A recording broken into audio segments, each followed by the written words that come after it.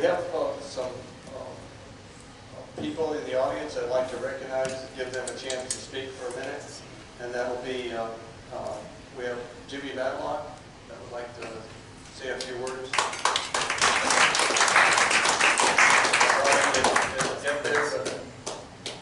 Wayne, thank you, and to this group I will say thank you also. I don't take for granted in any room that the whole group voted for me, but I know many of you did, and thank you for that. And I want to tell you, as I told you last month, what I appreciate about this group is your consistency to the issues and your passion for making this a great country and a better place for all of us to live. And as one who's fading away from the public service arena for the next 60 days, I'll be serving out in the State House, and we have, I hope, the man who's going to be replacing me, he's with us tonight, and I'm going to support Lowell. He's a great individual. He's going to do very well. But my wife is with me tonight, and from our family back to you, we just want to tell you how much we have enjoyed and been honored to serve you in the General Assembly. It has been something that we'll forever be indebted to this community for, and we're delighted to have a chance to serve you, but we're not going away. We will continue serving with you in this organization because we believe in what you do, and we respect the issues in which it was founded. We were here when it was founded, and we believe in the passion that you all carry forward to that. And if you don't mind, Wayne, while I'm here, I have tonight brought a friend with me. He and I were meeting this afternoon with Lowell, and David Hawk. Many of you know the name. Many of you have recognized David from what he has done in his time in the General Assembly. But David and I served together for my 12 years. He was there 4 years prior to that. And David and I shared a suite for 6 years. So I got really to know David Hawk. And I want you all to know him beyond what you've already heard or read about David. He is a genuine public service. He loves his country. He loves to serve in his capacity. And David, as he'll tell you in just a moment, has had some unique opportunities, and he's one that we want to stay behind and support in every way. But my wife and I have gotten to know David into the time that we've been together in Nashville, and it's really a joy and an honor, and I hope you all will welcome with me State Representative David Hall.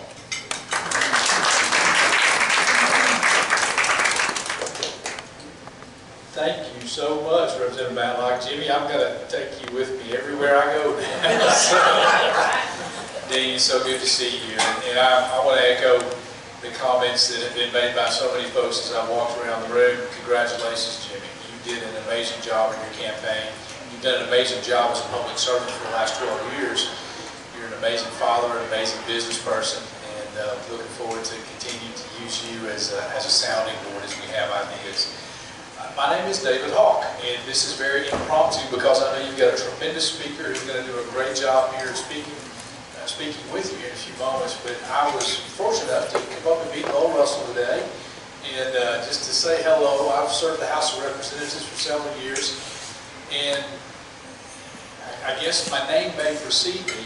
A few years ago, when Governor Haslam introduced a piece of legislation that was going to raise our motor fuel taxes, I said, wow, how in the world can you raise a tax when you got $2 billion in a surplus coming in? So I thought, let's think outside the box a little bit. Let's try to come up with a plan that is more responsible to the taxpayers. And I came up with a plan to take 0.25% of our sales tax, general sales taxes, dedicate that toward our road and bridge project. The same amount of money was going to be dedicated. Unfortunately, the governor put forth what became known as the Improve Act, and I've called this and I told this, it moved this tax and that tax and moved these taxes all around, and was a shell game. You know, smoke and mirrors is what it was. I offered up what became known as the Hawk Plan, and 37 of my out of 74 of my Republican colleagues liked it, but we didn't have a majority to get it through. So that's how you may have heard my name before. It's been an honor for me to serve in the House of Representatives. I have really had the greatest honor of my life being a public servant, and I try to continue to be that problem solver, someone who's going to look at situations and say, how can we do better what we've been doing all these years, and I want to solve problems. By nature, that's what I do. You may have read as well in the last week, I have offered my name to be in nomination to be the next Speaker of the House. Speaker Beth Harwell is not running for re-election. We elect our Speaker of the House. Thank you very much. I need to learn when to pause and when not. I know that applause wasn't for me, though. I realize that. And saying that, the position is open, and as of now, there's good people that are running for this position. I hope that they think I'm a good person, and certainly we're going to stay above board and remain positive and talk about what we intend to do with the legislative branch. My intent is to put good folks like Lowell into committees and through the committee system, put good people like Lowell into places where they can use their skill sets and succeed, which is going to ensure that our districts here succeed and the state of Tennessee succeeds. My strengths are in good public policy. My strengths are in creating good budgets, reasonable budgets that we can live within. I've gotten several ideas from Andy over here, and one of my colleagues from Chattanooga has some good ideas that we're going to be looking into. So that's what I plan to do. What an honor it is to meet you. Thank you so much. And Wayne, thank you for allowing me a few moments. Thank you.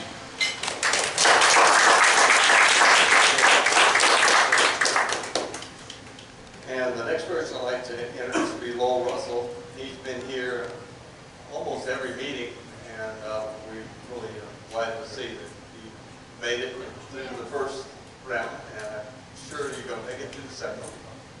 I sure hope so. Wayne, thank you. First, we'll start off by thanking Jimmy MAH00168 for his years of service. Let's give him a big round of applause. Some big shoes to fill. But I want to thank each and every one of you. It's an honor to be able to have the opportunity to have the Republican nomination. We still have an election in November to go through, so I'm not taking anything for granted. I'm going to work hard all the way through November, and hopefully I'll be elected and I'll be able to go to Nashville and take your concerns with me. Like Wayne said, I've been here several times, and each and every time I always meet somebody new, and I truly believe that I'm a better person for coming over here and meeting each and every one of y'all. So if you're looking for somebody going to go to Nashville, make your voice heard. I'm asking for your vote in November. Thank you.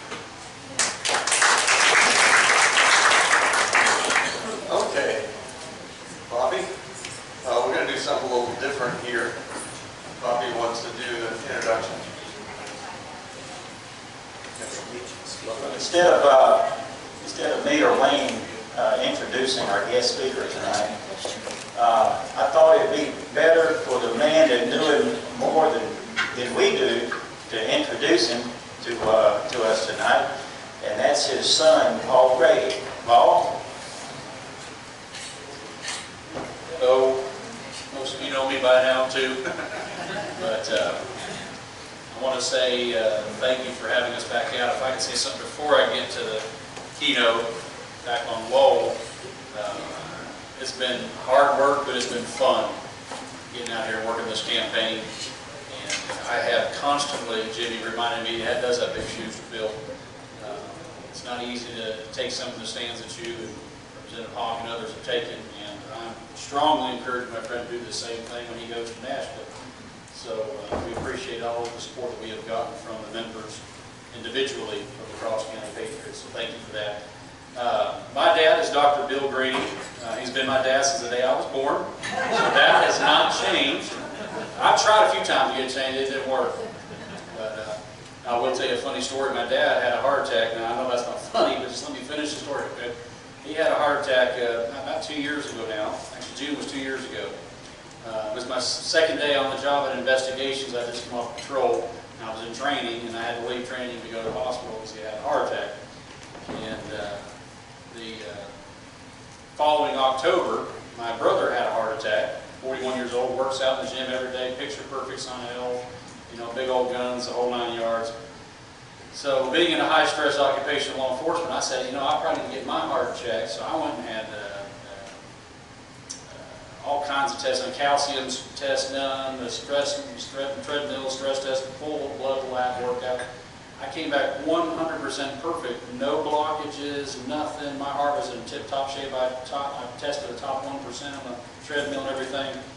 So I said, well, I appreciate that, doctor. Thank you for letting me know I need to go home and have a talk with mom and find out who my real father is. And it did turn out he is my real father. But I love my dad very much. He's been one of my heroes my whole life growing up. I've tried to walk in his shoes a little bit along the way in my own life. Yeah, you're on the top 10. Don't worry, Dad. All right. He said, you say one of my heroes? I said, yeah, you're one of the top 10. But anyway, I love my dad, and he has dedicated his life to trying to bring unknown or hidden or rewritten history back to life. He has been a pastor twice. He pastored in Idaho from 81 to 86, and then again in Michigan, Genesee County, Michigan, from 2006 to 2016, is that right? Or somewhere in that close, from that 25, somewhere, about 10 years almost in Michigan. And he's on the road now, full-time evangelism, and has his materials, which he has here tonight. He'll tell you about those books here in just a minute. But the first book was written on Bible history. It's on the back. It's called Final Authority. That book came out on my 13th birthday. I broke in as a teenager, into official teenage years, working a book table at a Bible conference. So I've been with him from day one in these different adventures, and many, many stories to be told about that. But church historian, just a regular old historian, this guy's a walking history book. You have any question from history, he can probably just about answer. Now, knowing this group in here, somebody's going to find a question that no one knows about. So let's let the wise guys keep their hands down tonight, all right? But I'm just kidding. But Dad has been, is Dr. Bill Grady. He's got 2 doctorates, 2 masters, and a bachelor's degree, all in theology or history. I do have to share one little funny story, and then I'll have him come up and speak. When he got his first or second master's, I can't remember which one it was, the one that set him up to get his first doctorate's degree, he was at the commencement and was so excited to get his master's degree. It was in a rolled up little sleeve with a little ribbon around it. As soon as they broke free from the commencement, he ran to the first room he could find to look at it. And he opened it up, and it said Dr. William P. Grady, and they spelled his name wrong. So he was so excited his master's degree and found it wrong. So we've harassed him about that ever since then.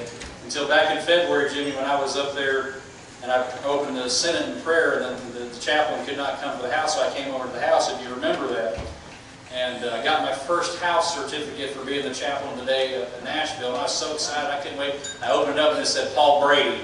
So I lost my right to be able to harass him about that anymore. But anyway, he was a very intellectual, learned man. I think you'll learn some things tonight that will excite you about the history of Israel.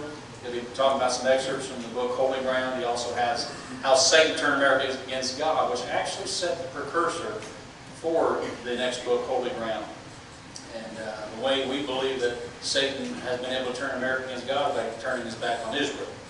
And that's the kind of the precept of the first book that sets up the ground for laying the history of the state of Israel in the second book, Holy Ground. So I hope you'll give him a good round of applause and listen. I think you'll enjoy it. Listen to my dad, Dr. Bill Grady.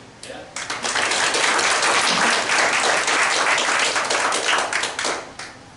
Thank you, son. When I was a teacher in Bible college many years ago, when Paul was how old? The story I just asked you about. Take a guess. Throw any number out. I'll take any number you give. At 11 years old, he was at home with his brother and sister. He knows what I'm older. He should have never messed with me, son. Anyway, we came home from some activity. The 3 of our children were home alone. The oldest child, the sister in the middle, and then Paul on the bottom. And anyway, long story short, when we got to the door of our house, our older son met us at the doorway and prepared us for what was going to meet us when we went inside. And my son, older son, was almost afraid I was going to kill him and try to get us prepared. And it turns out, my son Paul here, Mr. Deputy Sheriff or whatever he is today, thought he heard a noise out in the backyard, I guess, and he grabbed the shotgun out of the closet wherever we kept it, and came out into the living room. And what happened next, boy? I forget. I forgot too. Yeah. Let's put it this way: the rocking chair that my wife rocked all 3 of our children and his babies was sent into the next dispensation. Never miss. He shot at the rocking chair. What does that tell you? It's almost as bad as the turkey that he shot one year in the backyard of our house when he was homesick from his job and he was in his pajamas. And he heard a turkey out in the backyard and he ran out with the shotgun in the backyard and shot this big old turkey while he was wearing his pajamas. So every story he might have on me, I've got at least 3 on him. I'm glad to be here. They often say that public speaking is about the #1 thing that the average person fears the most. I think the dentist is supposed to be the second one. But literally, if you've ever heard it, public speaking freaks out secular, normal people. They don't like to do it. I was saved 44 years ago, this coming Friday, or I guess August 25th. I was called to preach within 3 months, and I've been preaching for 44 years. When you're a real God-called preacher, that's the last thing you are, is uncomfortable standing before the people you're supposed to preach to. Okay, that's normal. I have no problems. I was in Las Vegas yesterday, and I believe it, they got a church there, Bible Baptist church in Las Vegas, and then I preached in Pahrump. You ever heard of Pahrump? Over the hump Pahrump. Over the hump to Pahrump. I preached there last Sunday, and then the Sunday before that, Bible Baptist Church in Las Vegas. Matter of fact, yesterday, when did I get home? Yesterday?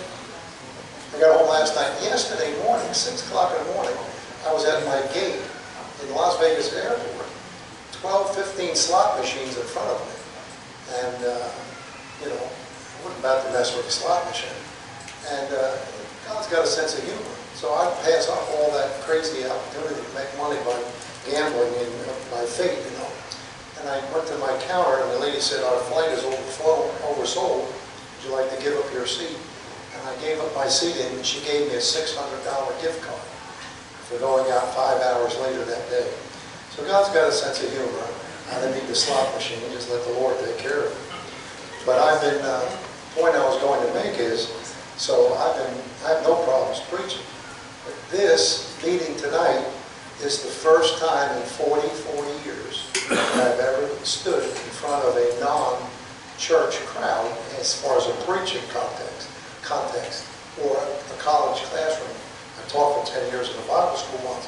So I don't want to say I'm nervous, but I am extremely fish out of water-ish. And I'm not sure how this is going to turn out. I even had to get some advice from him today. That's how hard up I was. You're friendly.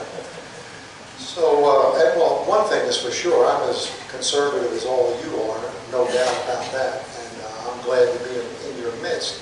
I just feel a little funny. If you don't mind, I'm going to try to wade my way through this. I don't normally use very many notes at all, but I'm not a political person, but I'm not politically naive. You talked about Sergeant York. I grew up in Yorkville, Manhattan. The Upper East Side of Manhattan is named after Sergeant York.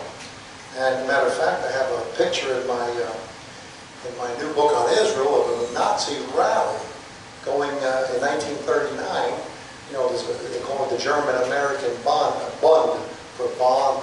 You know, German-Americans trying to paint a good face for Hitler in America, propaganda, you know. And they had a major parade, got a photograph of it in the book, carrying Nazi flags, American flags and Nazi flags, coming right up 86th Street. And my wife would tell you, right across the street in the photograph, you can see a little sign that says florist. And that's the florist I grew up working in. That's my very neighborhood as a kid. So I'm not politically naive. I'll tell you something comical. I was out in the backyard today in Maryville where we live, walking our little Bichon dog. And the Lord put a funny little story on my mind. He impressed me, you might want to hear. I mean, I think it's really crazy. When President Trump was running for office and he had that first debate and he got smashed about hating women. Remember that? By, who was that? That Fox gal? Megyn Kelly. Remember how bad that made him look among the women voters? You know, just a couple of weeks later, Lord gave me the funniest idea. When Carly Farina was bumped down from the first tier debates to the second tier, and she was on Fox News, Greta Van Susteren was interviewing her, and they were both crying in their beer about the fact that she was, you know, her ratings were so much higher than she should have been on the first tier. you know, blah, blah, blah. And while I'm a woman, I'm used to that, she's crying and all that. You know, the Lord will have fun with you sometimes. And the Lord put an idea on my heart that was $1 million cash cow idea. And these political people here would catch it just like that. The Lord put an idea in my head how Trump could boost his standing with the women voters of America overnight.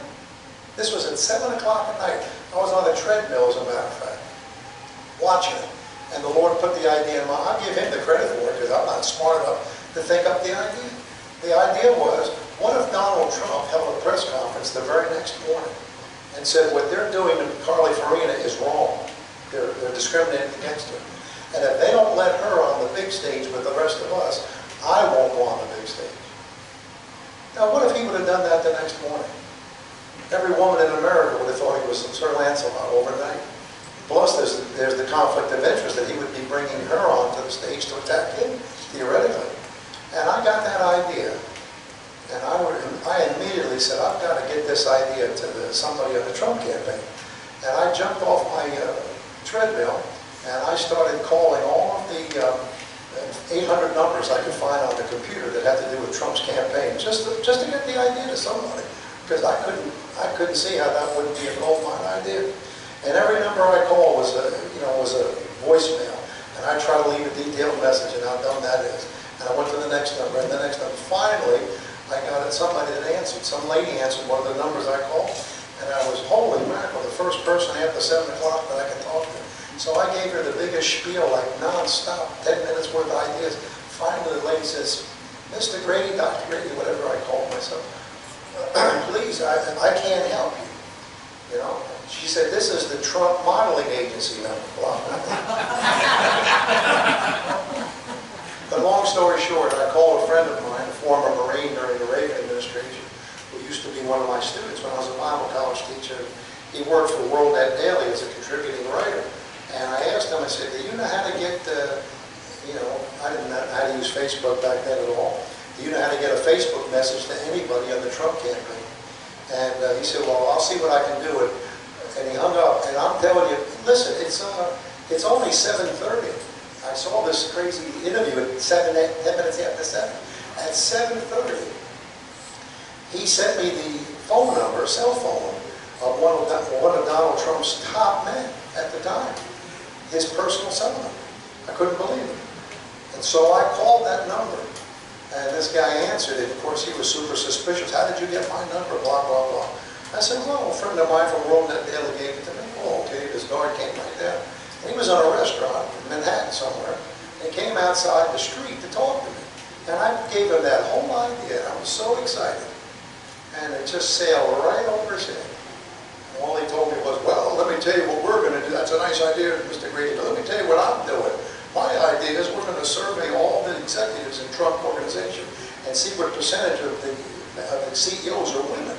And that's my idea. We're working on it right now. We're going to show those women voters. Blah, blah, blah. He never took the idea. The whole thing went out the window. And 2 days later, I saw the governor of Texas, who am I thinking of? Perry was being interviewed by some MSNBC writer. And of all things, who's the real crazy liberal gal on MSNBC? Rachel Maddow. I was watching this. Rachel Maddow's over here, and there's a split screen behind her head. Rachel Maddow is watching the MSNBC lady interviewing the governor of Texas, and this reporter asked Perry, "What do you think about them not letting Farina onto the big debate stage?" He said, "That's not right. They're discriminating against her." And Rachel Maddow was almost crying about that. Oh, what a great thing to say. What a wonderful guy. And she would spit on his grave, you know. And yet she was so moved that he would make that intercession for Farina. And I'm saying to myself, laughing, that's the wrong candidate. It's supposed to be Trump doing that, not Perry. He don't have a chance to win. Bottom line, all kidding aside, that guy that I called, that couldn't wait to tell me what his idea was, he's making the news today. He's pleading guilty in federal court today. That's Michael Cohen. A Jew who should have been smarter than that, I'm telling you. So anyway, sometimes preachers, you know, we have some political insights that we don't know where we get them from, but I'll show you something funny. Again, believe me, I have a message on the state of Israel. It's an hour and a half long, and I preach it everywhere I go, and I wouldn't do it if it didn't go over everywhere I go, and people are, you know, they're just so interested, but I'm just a fish out of water here. So I got a lot of loose ends, and I don't know, how am I doing so far? Doing okay, huh? You'll have to come and hear me preach. Tomorrow morning I'm going to Harrisonburg, Virginia to preach, and then you can find out what things are like normally. But my son told me you might be interested in this book. It's called How Satan Turned America Against God. This took 6 years to write. The Jewish physicist who invented the neutron bomb, Samuel Coleman, wrote the 5-page afterward at the back of the book recommending it. It's quite an unusual book. And I'll show you one little funny excerpt here. I was down in Texas. This, again, I think would be a political thing you might be interested in. I was down in Texas in Amarillo preaching, and I went out to eat with the pastor and his son. And we were in a Lum's restaurant together, and the pastor's son said to me, Brother Grady, he said, how did you know? He just come out of the clear blue trying to get a rise out of me. I had no idea what he was talking about. He said, how did you know? I said, how did I know what? So he pulls this book out of his bag underneath the table, and he just turns to page 879 and has me read one of the lines of the book. This is a chapter called The Little Bitty Baby. If you remember Mahalia Jackson, he's got the whole world in his hands. So this is a book, this is a spiritual interpretation of conspiracy history. I mean, Rush Limbaugh and everybody else making fun of that 10 years ago, talking about the Limbaugh kook test. If you believe in any of these things, you're a kook. If you remember that, now he can't say enough about the deep state. So this stuff's been around a long time, and that's what this book deals with. But at the very end, I wanted to calm everybody down if they were actually nervous or worried about things. The Lord's got everything under control. Amen. And so I have one little line here. This is the preacher's son shows me this one line on page 879. From Osama to Obama, he's got everything under control. He's got the whole wide world in his hands. So he said, how did you know? I said, how did I know what? So he goes to the copyright page of the book while we're sitting there. And this is a second printing book here. But he had a first printing book, and it says second printing June 2005. I think Mr. Obama got elected in 2008. Now, I don't know how that happened. The answer might be that preachers, if they're real preachers, I don't mean these plastic guys that are just trying to get your money or tell you what you want to hear, but if they're real preachers, they may not be as dumb as they look sometimes. Amen. And they may have some insights on some things. You had a pledge to the flag. Wasn't that refreshing to see that tonight? You don't see that very often. I was sitting in my house one day in Michigan, I think, somewhere, and just sitting there meditating, thinking, and in 5 minutes, just reflecting, thinking. I love my country. My wife's daddy was on Normandy Beach on June 6th with the 29th Division in the 2nd Wave. My uncle, William F. Grady, was torpedoed off Murmansk by a German U-boat, World War II. And I'm a big American hero. I mean, I love American history, and I love our country. I was just sitting here thinking, that flag's got two parts to it. It's got stars and it's got stripes. And those stars are on a blue field. You know what that's supposed to represent? That's supposed to represent heaven. That's where you see the stars up way up in the blue sky at nighttime. And the rest of it, you all want to go to heaven? That's where I want to go. Well, the rest of the flag is made up of stripes. There's 50 stars and 13 stripes. I don't know what kind of churches anybody goes to here. I mean, somebody may not go to any church. But if you know anything about the Bible, you know the numbers in the Bible all have significance. And the number 7 is God's perfect number. That's his number. And the number 6 is the number of man. And the number 50 in the Bible is the number for liberty. Freedom. Every 50 years, the Jews got their year of Jubilee. They had all their liberty restored to them. And the words from the year of Jubilee are on the Liberty Bell, from the book of Leviticus. But the long story short is, if you want to see those stripes one day, if you want to see those stars one day, you want to get to heaven, you're going to have your sins taken care of. And that's why you have the stripes here. And it's interesting that you don't have 13 stripes of one color. You have 6 white stripes and you have 7 red stripes. And 6 is the number of man, I told you, and 7 is the number of God in the Bible. And so the Lord Jesus Christ is the God-man. The Bible says, by his stripes we're healed. And you can't, isn't it interesting that it's 7 red and 6 white rather than the other way around? Because you can't get into the white stripes without going through the red stripes. And if you want to go to heaven someday, you have to make sure that your stripes have been applied to your sins. I mean, you know, as a preacher, these are the things we think about. But then again, when you're a preacher, if you're a Christian, the most important topic between now and when the Lord comes back is going to be what's going on in the Middle East. And I've had an interest in Israel for a long, long time, my wife and I. She gave me a King James Bible for a wedding present. We were married 44 years ago, last Friday. And she's a Southern Baptist gal from Virginia, and married a strict Roman Catholic from New York City. It was the ultimate head-on collision. There was no way it could work. But anyway, I got saved 8 days after we got married. And it wasn't long. That was in August. We went to Israel the first time. I worked for British Airways in air cargo sales at Philadelphia Airport. We took off for Israel together. We didn't even know anything about a tour back in those days. I just took a couple first-class tickets on Air France and free tickets, you know. We flew over there, got a car rental, went all over the place. We loved every bit. But when I was in I graduated from a Catholic high school in Wilmington, Delaware. When I was a freshman in 1966, finished my freshman year, first year in Wilmington, Delaware. Joe Biden used to say, I graduated from the second largest Catholic high school in Delaware, Archmere Academy in Wilmington, Delaware.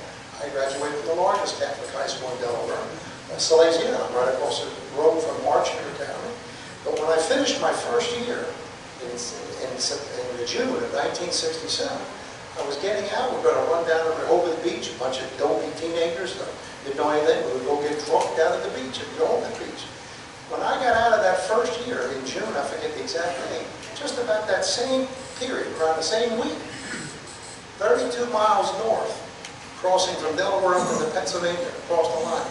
32 miles up north, there was a public high school, Cheltenham High School, and a graduating 17-year-old senior was not able to hang around for his commencement ceremony. He had to grab his diploma, get his diploma, and jump on a plane, 17 years old. Not to go out and get drunk at a beach, but to fly back to Israel to help defend his nation in the Six-Day War. And his name was Benjamin B. Netanyahu. And they say to this day he speaks English with a perfect Philadelphia accent. And he's got a Liberty Bell sitting on his desk in Jerusalem. That's a true story. He came back and graduated from MIT. I'm sure some of you know that.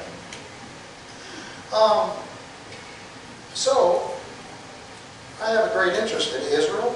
And my son was talking to me today. He says, what in the world are you going to speak on tonight, Dad? He said, you can't preach of these people. It's not a preaching meeting. I said, I'm not that stupid. I understand that. But he gave me a couple of ideas, so I'm going to take an idea that he gave me. And maybe this thing will bomb. I don't know. But if it does, you can blame Mr. Paul here. I appreciate the invitation to be here. And I was told I should bring my books with me. I have 4 different books over there. 2 books on the history of the King James Bible, and an interesting book on it's called How Satan Turned America Against God. The book that the neutron bomb guy wrote the afterward too, and it's a book on conspiracy history. But this is the book that's come out recently now, and I'm just going to give you one little nugget from this book. And I asked my son to keep track of the time. The last thing I want to do is go overboard here in a meeting that's not a church service. So I don't know why I do it at the church. You're not renting a room in the church. I know this is a restaurant here. But this is a 900-page book with 200 photographs, and it's the history of modern Israel. It's not a history of the Jews. It's a history of the modern state of Israel. And I guess my son, he did a time study on my schedule. It was 6 years, 10 hours a day. He gave me 2 weeks vacation for each of the 6 years. Well, I didn't take 2 weeks vacation. I didn't take 2 days vacation in 6 years. My wife will back me up on that. He came up with 18,000 hours in 6 years. So that's how much work is in here. That's where the heart attack came from. And there's a lot of strange things in here. How many of you remember the serial killer, David Berkowitz? Hey, turn around here, preach it. The man's got to sit there and eat his dinner while the other guy's talking. But listen, she cleans your diapers, so don't get too impressed with yourself. But you remember the serial killer, David Berkowitz? He was so bad, he had 2 monikers, 44 caliber killer and the Son of Sam. Well, you know, he got converted to Christianity. He's a Jew. He got converted to Christianity over 25 years ago in prison. He got a 360-year jail sentence. They said he was the only man that ever gave the city that never sleeps a nightmare. And I visited him in Walk Hill, New York prison. I visited him 3 different times, and, you know, face to face, no barriers. And the guy loves God tonight. He's incredible. Only the gospel can do that to people. The Apostle Paul wrote 13 books of the New Testament, used to punch a clock, killing Christians for a living, Jews that were converted to Christianity. God used 3 murderers to write the majority of the Bible, David, Moses, and Paul. And he's got a testimony. And I got written permission from him to print his testimony in the back of the book. And it's called Son of Hope. And here's his picture, standing holding on to his King James Bible in his jail cell. He loves the Lord. But I put that in there for any Jewish readers that might come up with a book. But I know this is Tennessee, and Tennessee is Elvis Presley country. I know all about that. And if you don't get the book for any other reason, you might want to know where the largest statue of Elvis Presley is located tonight. Here is a picture of it here. It's 16 feet tall, bronze right here. And that statue is located 1 mile outside of Jerusalem, in an Arab village named Abu Ghush. And here's 4 Israeli Elvis impersonators posing in front of the statue right here. And the third one in is a woman. And this statue is standing up in front of a 1950s hamburger joint, tourist trap, called the Elvis Inn. And so in Israel tonight, I mean, they really loved Elvis Presley. And the New York Times said his great-great-great-grandmother was Jewish. You know, sometimes people miss that Elvis stuff. Elvis, Aaron Presley. Okay, so with all that out of the way, let me give you just one little, Paul said, just give them a nice little nugget. And you can't preach a long sermon. Give you one little nugget, something very unusual. The book is filled with unusual things. That's what I specialize in. If you go on Amazon, there's 24 reviews for the book right now. And every review so far is 5 stars. So God's been good so far to this. We got the first 5,000 books. They're sold. These are second printing, I think, because we're now got another 5,000 books sitting in my garage. So God's been blessing. And maybe you'll want to get some information out of it. Now, you don't have a Bible here, so I would normally say open your Bible too. I'm going to read a Bible verse that tells you one of the things to look for to know whether or not we're living in what you hear people call the last days. This was written by the Apostle Paul in 66 AD. It says in 2 Timothy 3:1, "This know also, that in the last days perilous times shall come. For men shall be lovers of their own selves." You know, 2011, the #1 new word in the English dictionary was selfie. I mean, the King James Bible is way ahead of 20th century Americans. Don't have to worry about it. Paul told you that back in the 1st century, that in the last days men would be in love with themselves, okay? That's just the first one sitting there. "For men shall be lovers of their own selves." And, you know, Mark Twain used to say, "I never let my schooling interfere with my education." If you want to learn some things, you don't have to go to school, just start reading. And if you want to learn some things about God, read the Bible. If you want to learn about history and read history, you don't have to go to school necessarily. "For men shall be lovers of their own selves, covetous, boasters, proud, blasphemers, disobedient to parents, unthankful, unholy." Hey, how about this one? "Without natural affection." Sounds like mothers aborting their own babies. "Truce breakers, false accusers, incontinent, fierce, despisers of those that are good, traitors, heady, high-minded, lovers of pleasures more than lovers of God, having a form of godliness." All of this is what the Holy Spirit had the Apostle Paul write down 2,000 years ago, to let you know when you're in that closing generation before God comes. These things have always been in civilization, but these things are going to hit a crescendo when you get to the end. And Eisenhower was the president when I was born. We had a lot of gray-headed folks here, so you've seen a lot of history. You've never seen things as crazy as they are now. When I was a kid, unsaved Catholic little kid, at least we knew what bathroom to go to. We're in some high cotton for bad these days. Hey, here you go. Deep State, verse 4, traitors. Traitors, you know. Benedict Arnold was the exception to the rule back in the 18th century. In the 21st century, men like Donald Trump and Jesse Helms and those kind of men, they're the ones that stand out for being patriotic. And the rest of it runs with a machine, as you no doubt know more than I do. Having a form of godliness, but denying the power thereof. From such turn away. For of this sort are they which creep into houses, and lead captive silly women, laden with lust, laden with sins, led away with divers lusts, ever learning and never able to come to the knowledge of the truth. Now here's the verse I want you to listen to. In verse 13 it says, but evil men and seducers shall wax worse and worse, like wax burning down a candle. It's going to glob up and get worse and worse. Evil men shall wax worse and worse, deceiving and being deceived. The deceivers wind up being deceived themselves. And those are the evil men in the last days. Now, having said all that, I'm going to give you 3 little thoughts of somebody that fits that profile like a hand in a glove. Met a lady here tonight that was born in Germany, and her mother's first husband was married to an SS officer in Germany, and Berlin, who died, and then mother remarried, and this is where this lady came from. I heard her story. Very interesting. The personification of evil has been, well, let me back up and put it this way to you. All the books in the Library of Congress tonight, over 11, 12 million volumes, the #1 topic that has ever been written about, I mean, fishing, auto mechanics, the life of George Washington, any book you can pick up, go to a bookstore, look at the topics or the subjects, the #1 subject that has the most number of books ever written about it is Adolf Hitler and the Third Reich. And it's not because of what a great guy Adolf Hitler was, it was because of what he was able to do. You try to murder 6 million people and get rid of their bodies in 42 months. That's quite an achievement. And so the Holocaust or the Shoah, that was what made Hitler the #1 topic of all topics that have ever been written about. Now he, you would say, is the very personification of evil.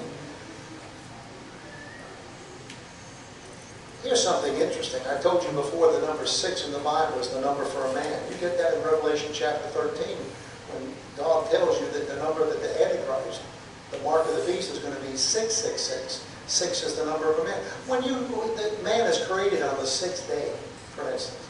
When you die, you go 6 feet under. The 6th book of the Bible is the book of Joshua. That's the first book of the Bible that's named after a man. There's 6 letters in the name Joshua. When you go to the New Testament, the 6th book of the New Testament is the book of Romans. 6 letters. Got the word man sitting right there in the middle of the word. You go to Romans chapter 6, verse 6. You go to the 6th verse. People say that Bible is not the Word of God. I'd like to know how people can explain some of these things. Somebody said a coincidence is God's way of remaining anonymous. In Romans 6, 6, 6, Romans 6th book, chapter 6, verse 6. You know what the 6th verse is? Knowing this, that our old 6th word, man, is crucified with him. 6 is the number of a man. Now, you know what Adolf Hitler's Nazi party card was in Austria? I just looked it up sitting here eating this dinner tonight, because you tell us to people, they think you're crazy. There's a photocopy of Hitler's personal identification card in Austria when he joined the Nazi party. And there's his number here. It's not 666. I don't know if you can see that above my thumb, those 3 figures there. Can you see those 3 numerics? Down here? Yeah. No, I can't. Right above my thumb. Yeah, I can't It's scribbly, it's German, but the numeric is written in our form, and it's hard to read because it's scribbly. Paul, can you see this? Right there above my thumb. What is it? His number is 555, because he's the precursor to the beast who's going to be destroying those Jews left. However many Jews that are in the world, when the tribulation period begins, the Antichrist will destroy 2/3 of them. 1/3 are going to come through that thing and get converted back to the Lord at the end of that thing. But he's going to wipe out 2/3 of them. That Holocaust is going to be a Sunday school picnic compared to what's coming down the road. And Mr. Hitler's number was 555. He is the precursor to the Antichrist, whose number is going to be 666. Okay. In that verse, you said evil men in the last days, evil men are going to wax worse and worse. And then two things it tells you about them. It says, number one, they're going to be deceivers.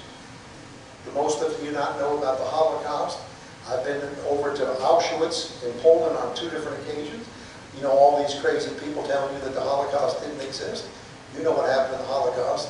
6 million people were destroyed in 42 months. It's a very terrible thing. I have 3 chapters in my book on the Holocaust. Those 3 chapters took 1 year to write.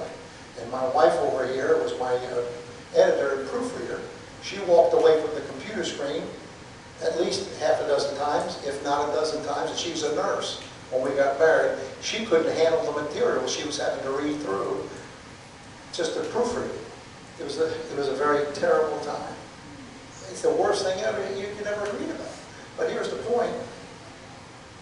All those Jews got off those trains at Auschwitz and Treblinka and Sobibor and all the rest of those places. And when they got off the trains, you know, they were told to take a shower.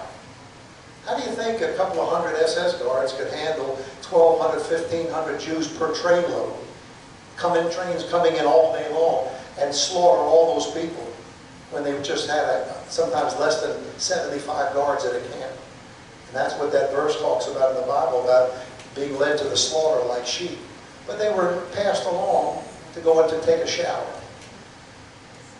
When you go to the famous death camp Auschwitz, the biggest one of the 6, and you see the big sign right over the entrance, Albert macht frei in German. It means work makes free. You be real good here and work real hard, you'll gain your freedom. The whole thing was a deception. When they got off the trains, they had fellow Jews, prisoners.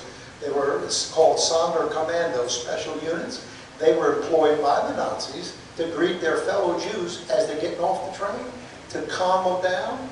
When they went into the showers, they had to take their clothes off. These other Jews, trying to help with the deception, told, put your clothes on the hook, keep track of your number, blah, blah, blah. Here's some soap even, and keep moving, it'll be okay. They put them in the showers and closed the gates and dropped the Zyklon B gas tablets. And they're dead in 20 minutes. What's it say about the Bible? What's that verse say about the last days? Evil men will wax worse and worse. Deceiving, right? Adolf Hitler, most evil man of the 20th century. How did he kill all those Jews? Deception. Well, what's the last thing it says? Deceiving and being deceived. Now, I'll tell you something I promise you I don't think anybody in the room has ever heard. It's the most amazing thing. It's unbelievable. The last time I went to Israel, I had a dinner engagement with the man that wrote this book. He's a colonel in the Israeli Defense Forces, retired. He's a 5th generation Jerusalemite. And his family goes back 5 generations living in Jerusalem. His name is Avi, A-V-I, Ziv Tal, hyphenated name, Ziv, Z-I-V, hyphen T-A-L. Now you can get this, you can see this book on the internet. It has never been sold in the United States. It only came out about 3 or 4 years ago. It took this man over 10 years to write this book. And this whole book is written about a Jew during World War II. His name was Richard Kauder, K-A-U-D-E-R. And all I'll tell you is the thumbnail sketch of his life. I have most of a whole chapter in my book on about World War II, giving you all the details, but just to give you the thumbnail sketch, it's the most incredible story you ever heard. Somebody said truth is stranger than fiction. So who is Richard Cowder? He was, I think he worked in a travel agency. He was a part-time journalist. He lived in Austria, but he's from Austria. But he was hired by the German Secret Service. He's a Jew, Richard Cowder. He was hired by the German Secret Service during World War II because he could speak 3 or 4 or 5 Balkan dialects really well. And Bulgaria had just been come under the Hitler satellite, orbit as one of their satellite countries, and Hitler and the SS, they didn't trust any of these Eastern European countries that were, we're with you now, but we'll turn on you tomorrow type thing. So they had lots of spies keeping an eye on their operations. Well, they hired this Jew, even though he was a Jew, and they never told Hitler about it. But they hired him because he was so good with languages. So he gets set up in Sofia, Bulgaria. I have a photograph of his spy office. It was above an export-import building on the 2nd floor. And he set up an entire spy network. These Jews are so brilliant, of course, the way God's gifted them. And long story, except for Michael Cohen.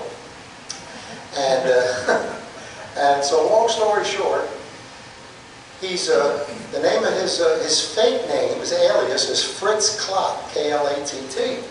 And so he starts, his spy agency was called Morris and Max, M-A-X. Again, all this is in the book. Long story short, he's doing real good spying on the Russians and giving the information to the Germans. Well, what do you think happens? Long story short, a Russian intelligence officer who was responsible for the execution of Leon Trotsky down in Mexico, where they put an axe right through his head in Mexico City. This is the Russian who set that hit up. He comes and meets Fritz Klatt. By the way, the way the Germans had had Richard Cowder working for them, they got his mother and put his mother in house arrest and keep an eye on her. In other words, you better do our bidding or say goodbye to your mom, right?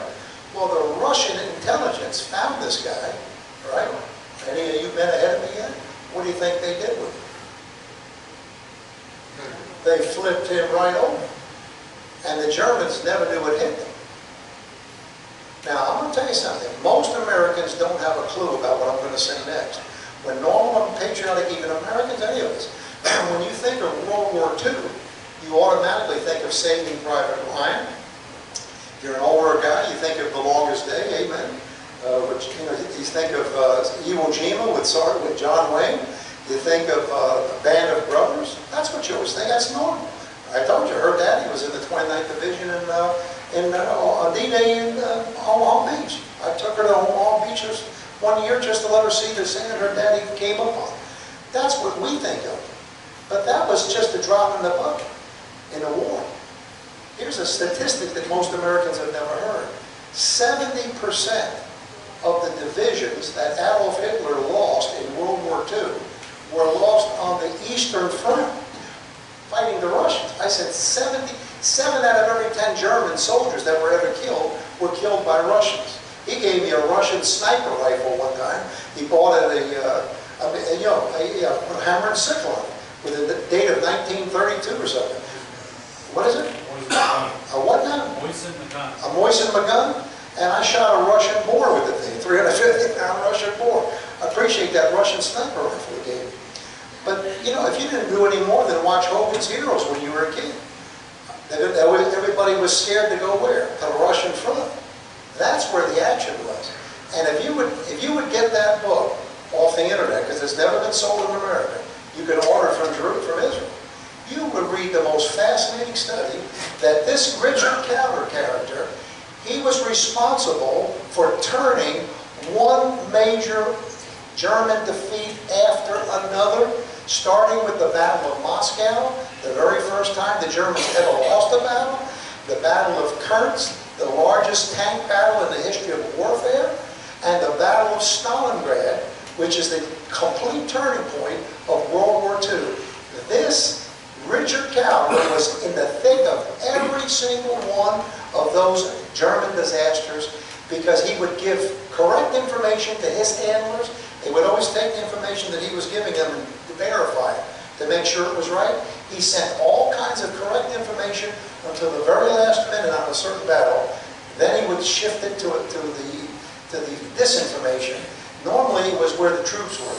You know, and he'll tell them the troops, you know, the Russians are over here in Moscow, when really they're reinforcing the city of Stalingrad. And I can't go into all the details, it would take too much time. But over 200 key engagements, Colonel Avi Zivtal in Jerusalem gives that Jew credit for turning the tide against Hitler. One time Hitler found out that guy was even working for him, not knowing he was ever Flynn. And he said, his famous quote, he blew his top. He said, "For heaven's sake, get rid of that Jew." That was his command, get rid of him.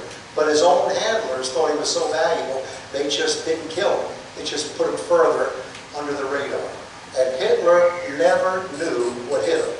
And that colonel and several American intelligence officers that have written John Loftus as one, he credits that man with taking Hitler down at the knees, but the average American has never heard of him. So here's the deal. Evil men waxing worse and worse. Mr. Hitler, the personification of evil. Deceiving, all the death camp deaths. Deception. And then being deceived. God used the Jew to take Hitler out at the knees.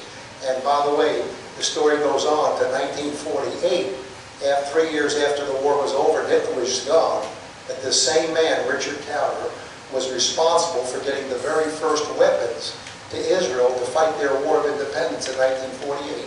He was the key tunnel or channel of the weapons, and they came in from Czechoslovakia. Now, I asked my son Paul here to keep an eye on the watch. He gave me a couple of signs we're doing okay, because I'm done. Again, if I was in the church, I wouldn't be this worried about going over. We'd like to ask you a few questions. Yes, sir. Okay. Yeah. We're going to be passing. We're going to be faster than that. Good. As we normally do. And it'll be for the things that help us with the Tea Party. And what we're going to do is ask anybody's going to put. You're going to have to yell. Okay? 1, 2. Yeah, talk right into it. Yes. Can you hear me? No. I can yell. It's okay. I have my own thoughts about, I certainly am always for American support of Israel, but I don't think they always will, because I believe that God does not want anyone to get credit for saving Israel except himself. And I think that America will turn their back on Israel, everybody will turn their back. It will only be God that they will be able to turn to, because then they will know that he's saving them. It won't be America, it won't be anybody else. Well, there's a lot of truth in that, because, again, I have no clue who is who here, right? That woman right there gave me the first Bible I ever saw with my eyeballs. That was after going to a Catholic school for 12 years. I never saw a Catholic Bible one day in 12 years of Catholic school. She gave me my first Bible on our wedding day. It was a King James. I wouldn't have known King anything, never heard of the thing. So I don't know who's out here, couldn't tell.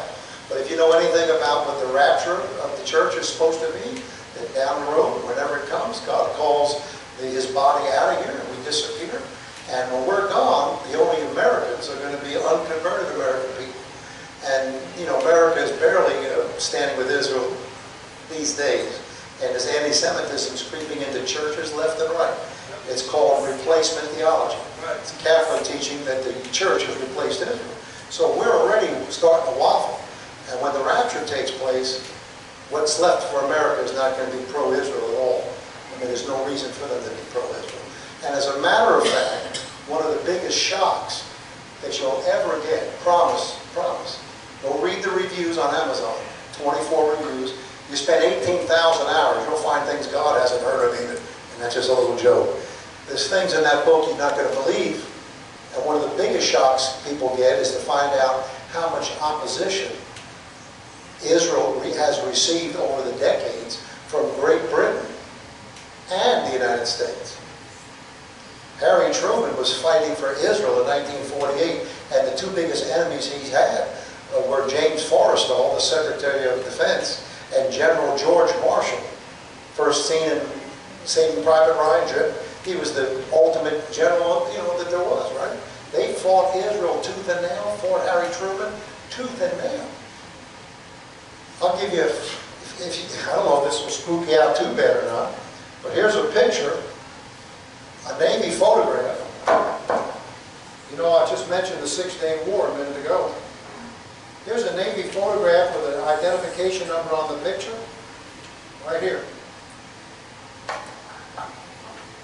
Here's a fighter jet. We have an Air Force man here somewhere. Right here, I don't know if it's a Mirage, French-built fighter jet. There it is. It's a Navy picture. See it? Got a circle around it. This is on the 4th day of the 6-Day War. Right? Only lasts 6 days. It starts on a Monday. The Israeli Air Force wipes out 400 Egyptian planes on the ground, and Assyrian planes. There's 3 Russian MiGs burned out, and an Egyptian, and this man's been all over the place over there. It was the ultimate preemptive strike, right? That was on Monday. Tuesday was a cakewalk. Wednesday they captured Jerusalem, right? The Jews did. East Jerusalem. That's Thursday's photograph. You know what that is? That's an Israeli Air Force strike. That's a fighter jet coming in for strafing this ship.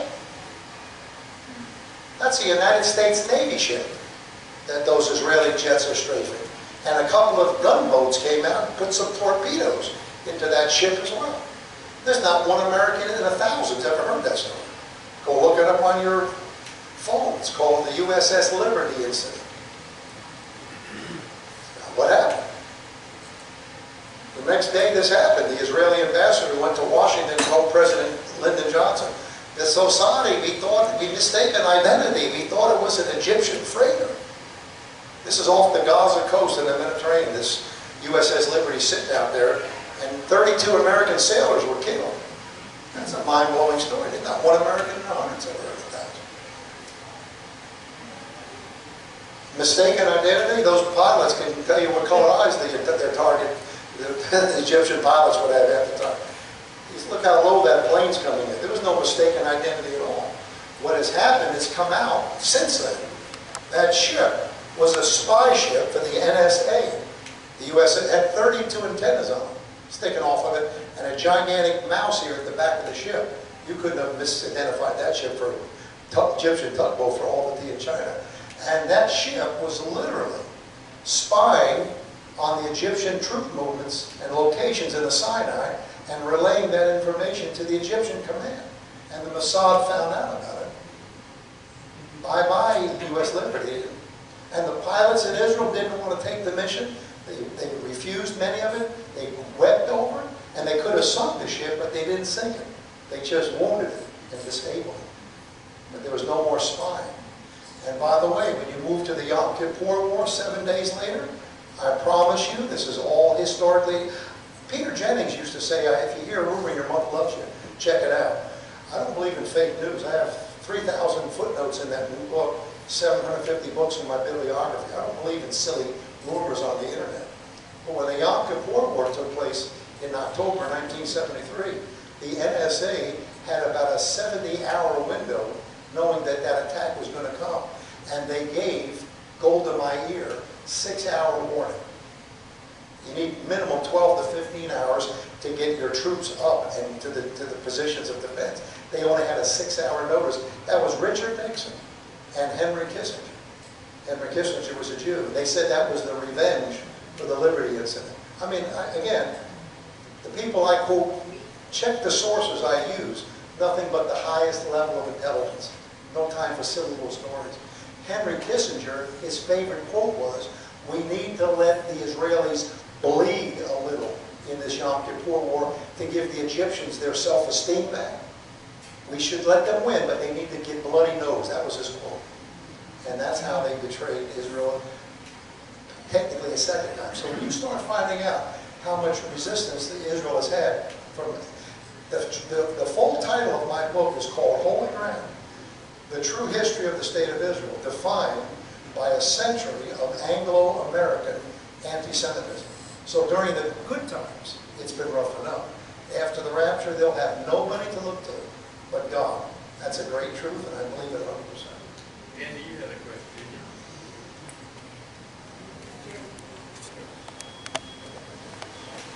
Well, I have several.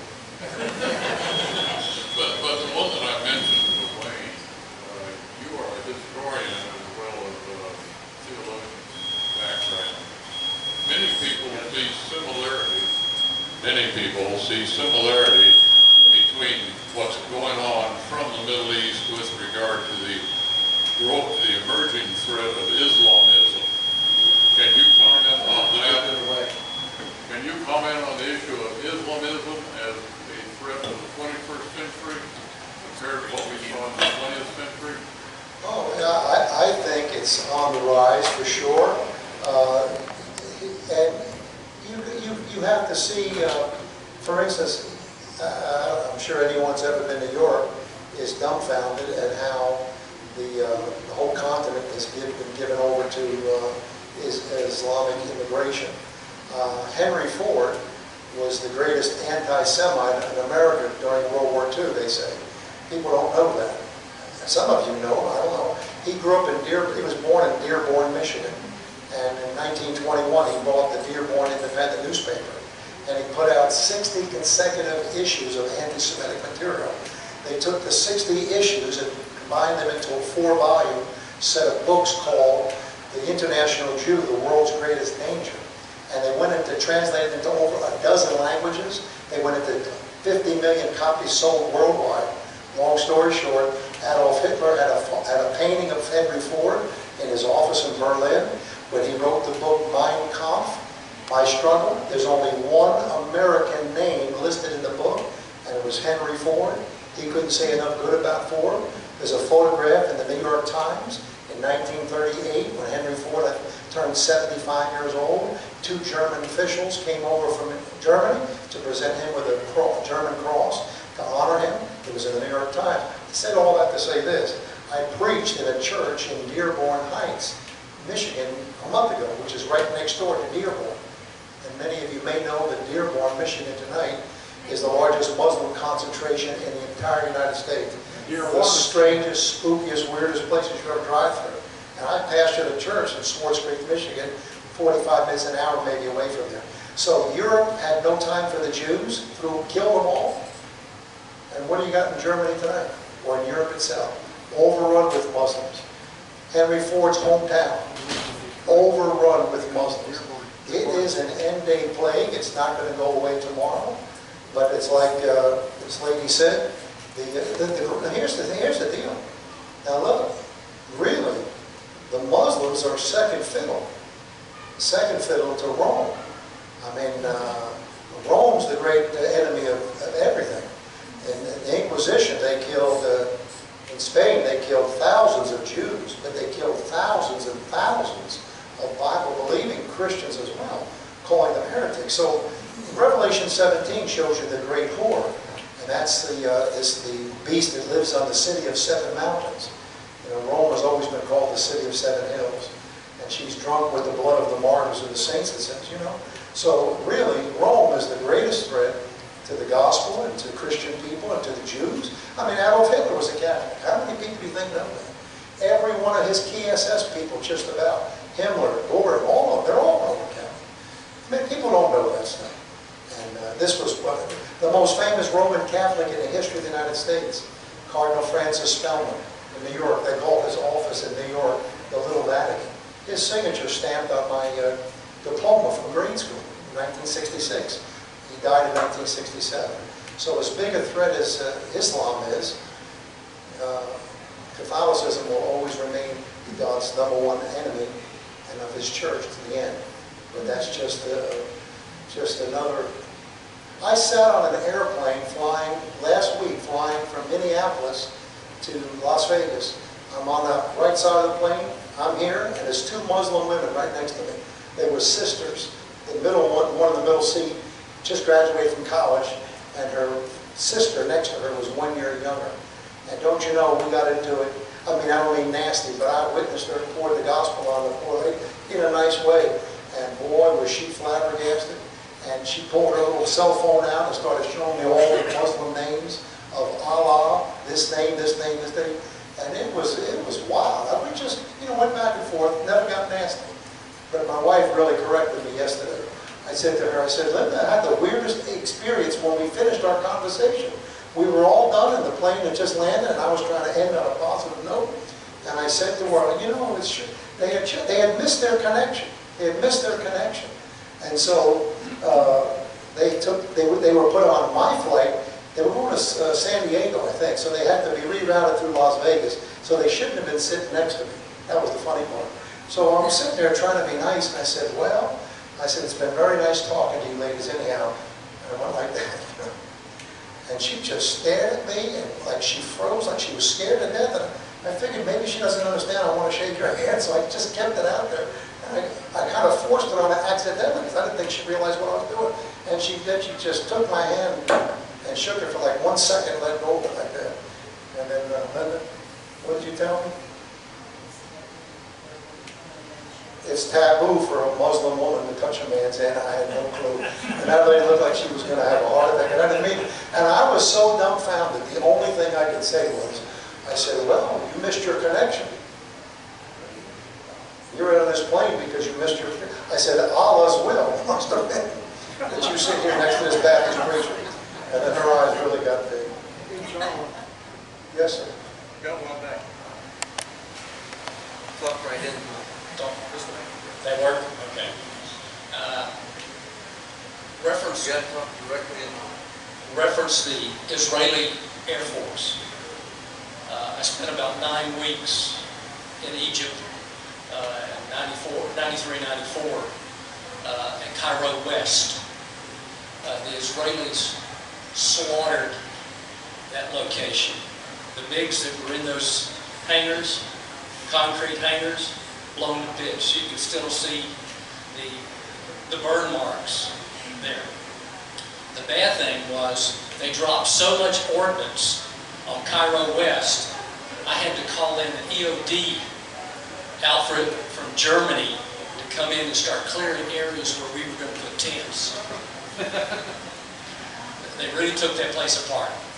Was it last night? Last night we were listening to a program called The 25 Prophecies of the Bible. And one of the things said was that the Catholics are making a claim on Jerusalem, 1/3 of Jerusalem. Have you heard that before?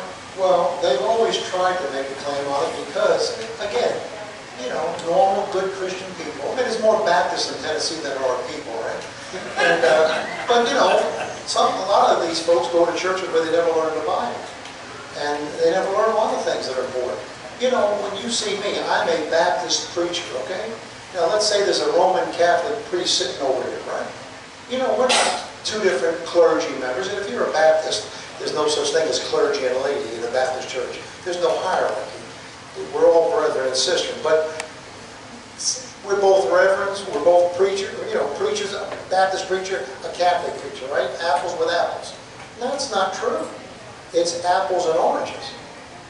I am a preacher, ordained preacher, and I identify with Baptist doctrine, and that's it. When I pastored 2 Baptist churches, that was an autonomous body. That was all. I didn't even belong to the Southern Baptist Convention where I had any connection with the headquarters of anything. It was an independent church.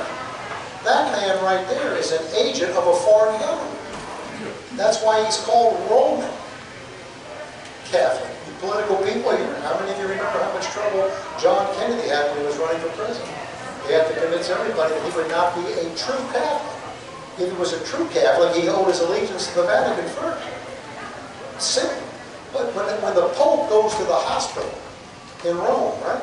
I've been to Italy 6 times, I guess, in my life. When he goes to the Vatican and when he goes to the hospital, his limousine, Pope-mobile, whatever it is, comes out of Vatican City. He's got his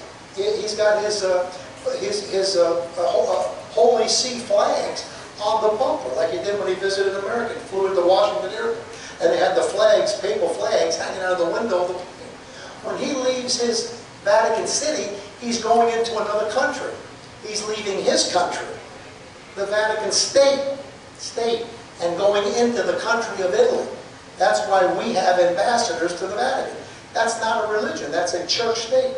They have their own post office, their own currency, they have their own militia, they have their own radio station and everything you could think, ambassadors. So the Vatican has always had a grip and a desire to get control over Jerusalem. The UN's fighting for it, the Vatican City is fighting for it. And you don't want to know who the greatest enemy of the Jew is? The Jew's greatest enemy sometimes is himself. You know, the Bible says in Luke that the blindness in part has happened unto Israel until the times of the Gentiles be fulfilled. That's in Romans 11. And Luke 22 says that Jerusalem shall be trodden down under the foot of men until the times of the Gentiles be fulfilled. You know, the sign that you want to look for to know whether Jesus is coming or not and when this thing is wrapping up is when Jerusalem will no longer be trodden under the foot of men. That's in Luke 22. They got one half of Jerusalem in 1948 at the end of that 9-month war, the western part of the city. That's the first time they had control over that since the Romans threw them out in 70 AD. They got the second half in the 6-day war on day 3, on Wednesday. And that's the first 51 years ago, this past June, they reunited their ancient capital. And it was no longer trodden underfoot of men. You say, well, why didn't the Lord come back then? Was it at the end of the times of the Gentiles, when Jerusalem is no longer trodden underfoot of men? You know, it all began in 586 BC, when Nebuchadnezzar threw the Jews out, and they no longer had control. They got their city back. How come the Lord didn't come back? Well, they didn't get the whole city back. They got 99 and 99/100ths of their city, finally. You know what political correctness means? Moshe Dayan, remember him? And the Prime Minister of Israel in 1967 was a guy named Levi Eshkol. You know what they did to keep the Muslims and the Vatican happy and the United Nations happy? They allowed the Muslims, and it was Jordan that had control over it, the West Bank and East Jerusalem during that 6-day war. They allowed the Muslims to retain control over that Temple Mount. You know how big the Temple Mount is? It's less than 1/3 of an acre. And theoretically, the Muslims, which are Gentiles, still, by Israel's permission, have control over that one little piece of property where the Temple of Solomon stood and where the Mosque of Omar and the Dome of the Rock are located.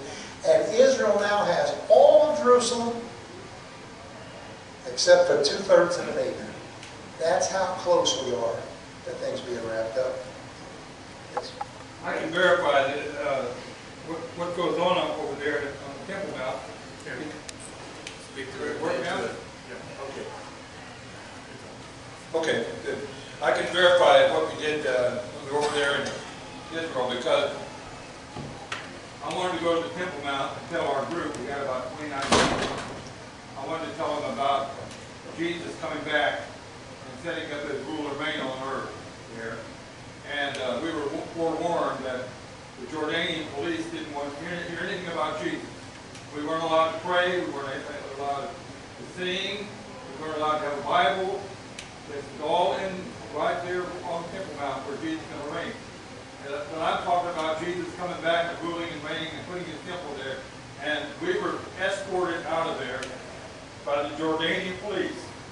They wouldn't let us talk even about Jesus there. But I knew that even though we were forewarned, I wasn't going to pass up this opportunity. But it's just exactly what you say. They are vicious. They're not just in control of it, but they want to make sure nobody does anything against Muslim religion. I want to ask you a question.